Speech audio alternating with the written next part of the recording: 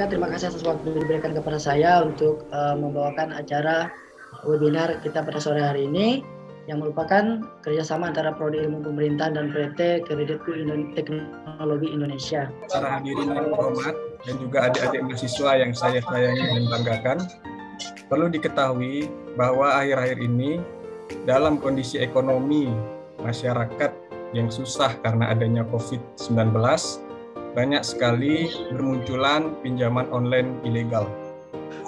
Selain itu juga banyak ditemukan kasus-kasus pinjaman online ilegal yang telah memakan banyak korban. Saya melihat berita dari sosial media, media cetak maupun elektronik, hampir dari semua kalangan ada yang menjadi korban terkena kasus pinjaman online ilegal ini. Yang saya ketahui sejauh ini ya, pinjaman online ilegal ini memberikan persyaratan yang begitu mudah, tetapi memberi bunga yang sangat besar dan tidak masuk akal.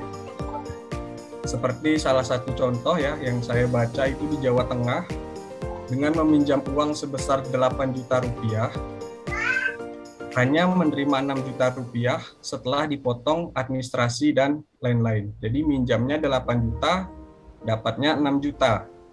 Nah, dalam kurun waktu 1 tahun harus membayar bunga sebesar 16 juta rupiah, di luar dari uang pinjamannya sebesar 8 juta rupiah tadi.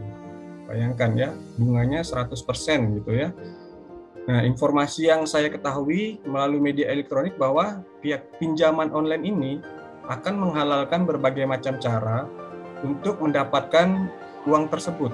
Nah, jadi untuk dapat uangnya kembali lagi itu menghalalkan berbagai macam cara, termasuk dengan cara penagihan tidak beretika, kemudian menggunakan pengancaman bahkan bukan cuma fisik tapi mental juga, itu yang sering dilakukan gitu ya. Dan tentu aktivitas itu menjadi sorotan media dan itu merusak industri yang sedang berkembang yang justru di satu sisi memberikan manfaat serta pertumbuhan ekonomi nasional kita, dan tentunya tidak terdaftar mereka di OJK, dan aplikasinya pun kita sudah bekerja sama dengan Google bahwa ada beberapa persyaratan. Jadi fintech ilegal ini akan kita batasi ruang geraknya gitu ya, dan tentu pinjol ini bunganya semau mereka mau 100% bisa jadi gitu ya, karena tidak ada code of conduct di sana. Terus alamat kantornya tidak jelas, itu ciri-cirinya. Makanya perlu diperhatikan oleh teman-teman ketika mendapatkan SMS tawaran yang tidak jelas gitu ya. Masyarakat itu diminta untuk proaktif juga untuk melakukan pengecekan secara mandiri. Secara mandiri itu bisa membuka situs OJK untuk ngecek nih, ini nama fintechnya ada nggak di situs OJK, atau buka situs cekfintech.id. Nah, tinggal masukin namanya aja, misalnya Kredinesia. Buka situs cekfintech.id, mungkin teman-teman mahasiswa yang sedang memperhatikan slide saya bisa buka nih, cekfintech.id, masukin tuh Kredinesia, coba cek, gitu, ada nggak gitu. Lalu bisa buka situs afpi.or.id. Nah, di situ juga bisa ngecek gitu. Jadi ada tiga tempat ya yang bisa dijadikan masyarakat untuk memastikan wah ini aplikasi fintech atau pinjol ini resmi nggak sih gitu. Itu bisa di 3 situs ini gitu. Kita berkoordinasi dengan Satgas Waspada Investasi dan kepolisian gitu ya. Dari kepolisian sendiri ini dan OJK tentunya.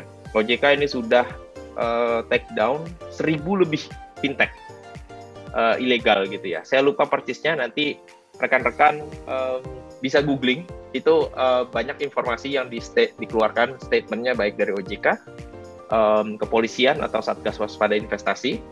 Itu terakhir 2.000 lebih seingat saya ya, gitu ya, terkait fintech ilegal yang diberantas. Dan ini tentunya nama-nama yang bermunculan pun artinya kita matikan 1 tumbuh 1.000 gitu. Nah, ini yang menjadi PR kita bersama tentunya ya. Saya melengkapi penjelasan dari Pak Kibi maupun Pak Demson terkait dengan peer-to-peer lending sebagai alternatif investasi.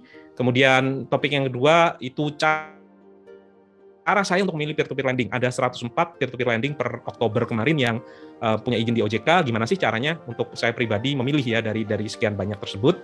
Kemudian saya akan ceritakan 4 tahun pengalaman saya investasi di peer-to-peer lending ya, baik dari segi return-nya maupun beberapa hal yang mungkin pernah saya alami ya, misalnya pengalaman dapat untung yang lumayan, dan juga ada beberapa yang gagal bayar juga. Saya akan coba sharingkan secara singkat. Dan yang terakhir, tips dan trik dalam berinvestasi di peer-to-peer lending.